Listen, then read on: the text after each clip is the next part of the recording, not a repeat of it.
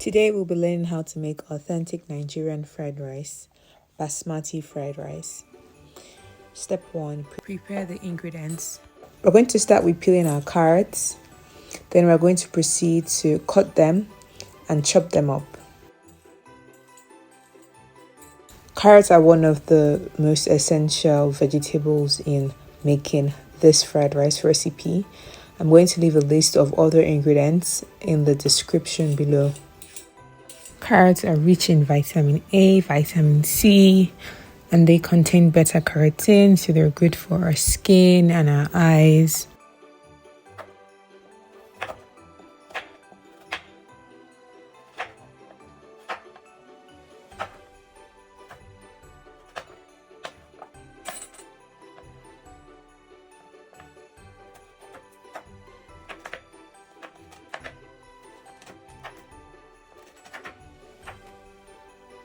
So we're done chopping our carrots, and now we're going to move into our green beans. These are also called runner beans or French beans.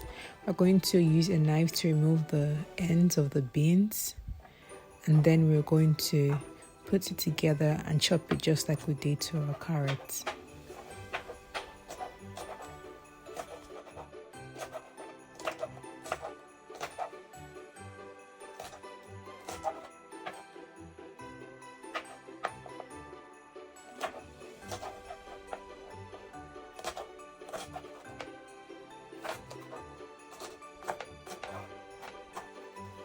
Next, we're going to split open our green peppers and remove the core, and just rinse out the green peppers, then slice them and chop them.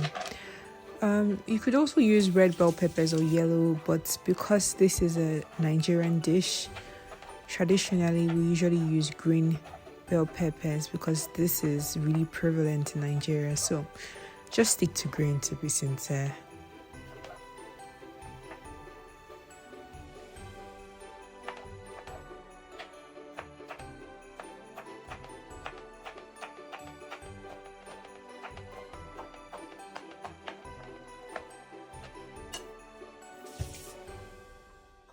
Next, we're going to move on to Scotch bonnet peppers. These are hot peppers. This particular variety is not really hot. Some are hotter than others, but the one I'm using in this video is not so hot.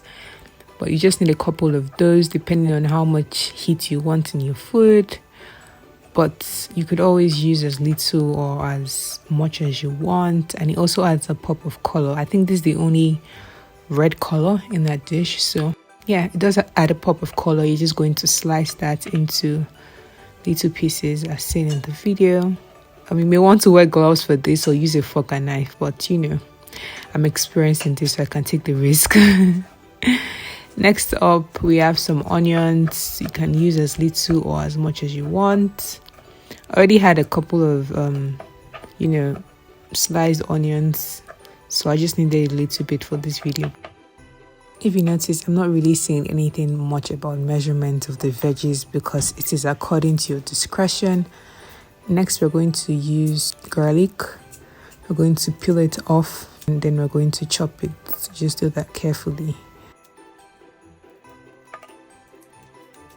We're going to use our garlic as an aromatic, same as our onions. And we're just going to peel that off carefully and, slice into pieces, small bits, because it's garlic. You could also use a garlic press, if you want it smaller, but I don't mind this size. It's all up to you. This is kind of like a dish that you make how you like. Obviously stick to the rules, stick to the ingredients, but in terms of quantity, use as little or as much veggies as you want, but you also want the ratio to be okay. So wrapping up with our garlic, and then we move on to the last ingredients. Our last ingredient to prep is ginger. I'm just going to grate some of that with a grater. You can use as little or as much as you want, but you really don't need so much ginger. So that's the end of stage 1. Stage 2, we're going to go ahead and prepare our rice. Next, we're going to wash our rice. I have 2 cups of basmati rice here. Then I'm going to, wash the rice about 2 to 3 times, to get rid of excess starch and just to clean the rice. Next, I'm going to turn the washed rice into a pot. Then I'm going to add in 2 cups of water and 1 cup of stock. When boiling basmati rice, the measurement is 1 to 1.5. Next, we're going to add in our seasoning cubes. 1 or 2 cubes is fine. We're going to add in a tablespoon of onions and a tablespoon of Scotch bonnet. The idea behind this is to create a very flavorful rice base. So by the time it's ready, you can even eat it on its own. We're going to add our curry later, which is going to give it a signature yellow color. But as you can see, our stock already contains some curry. Rice is going to take about 20 minutes to boil. And we're going to come back to that when the water is almost dried up. While our rice is getting ready, we're going to parboil our carrots for about 3 to 4 minutes. This is just to ensure that it's not too crunchy when we're making our fried rice. And we're going to do the same thing to our green beans, 3 to 4 minutes, and rinse that under cold water to stop the cooking process so it doesn't get too soft. We're also going to check in on our rice. Just pinch a grain against our finger to see if it's soft enough. When the water is almost dried, we're going to go in with 3 teaspoons of Nigerian style curry and stir that in and continue the cooking process until the water is dried up. This gives it that signature color and flavor. Some people do this at the beginning, but like I said, there was already curry in the initial stock, and I like the flavors to be more pronounced and the color vibrant. So I wait till the rice is almost ready. So you can see that our rice is ready. Our rice is going to be super flavorful at this point. You can literally eat it on its own. Like I said, that is our goal. And I'm just going to go ahead to the next stage, which is to fry our ingredients and create our fried rice. Before we make our fried rice, there are 2 things to note. 1, using high quality rice prevents the grains from sticking together. You could also toast your rice, but high quality rice is the way to go. Also, properly frying your ingredients reduces the moisture content and prevents your rice from spoiling. Nigerian fried rice is usually made in batches. You're going to start with some tablespoons of oil. Start with some garlic, minced ginger,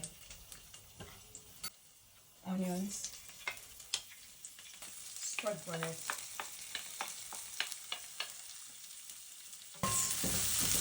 Don't forget to work on low heat and work fast. Beans and carrots. Some seasoning cubes. Some salt. Some black pepper. Some dried thyme. And some curry powder. Give it a good stir.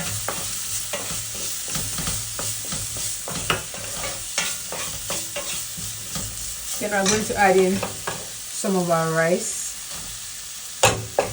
Remember, we're going to be cooking this in batches, so this is just one of, say, 3 batches.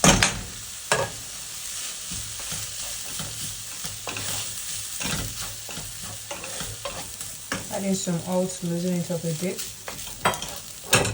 Some more rice.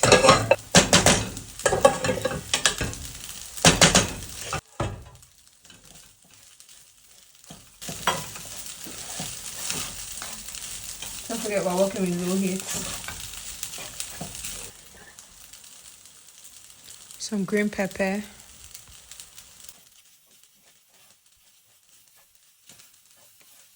And some spring onions.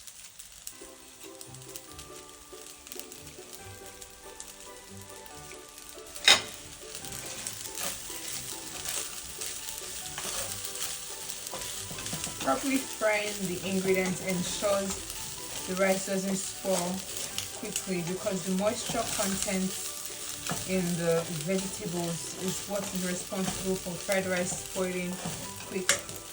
To wrap up the entire process, we're going to go in with our sweet corn lastly and stir fry that, and then we're going to transfer our rice to a big pot. Remember, we're cooking our fried rice in batches. So after this, we're going to make another batch, then transfer to the big pot, then make another batch and transfer to the big pot until it's all over. Then we're going to adjust for salt and all seasonings when we're done making our fried rice completely, and stir that in the big pots. So this is the big pots. We're just going to stir to make sure all the flavors come together, to make sure it has a cohesive taste, and adjust for seasoning accordingly. And our fried rice is ready. Hope you enjoyed this recipe and you'll be recreating this holiday. Thank you for watching. Don't forget to like, share and subscribe, and leave a comment as well. Till next week, love, Amal.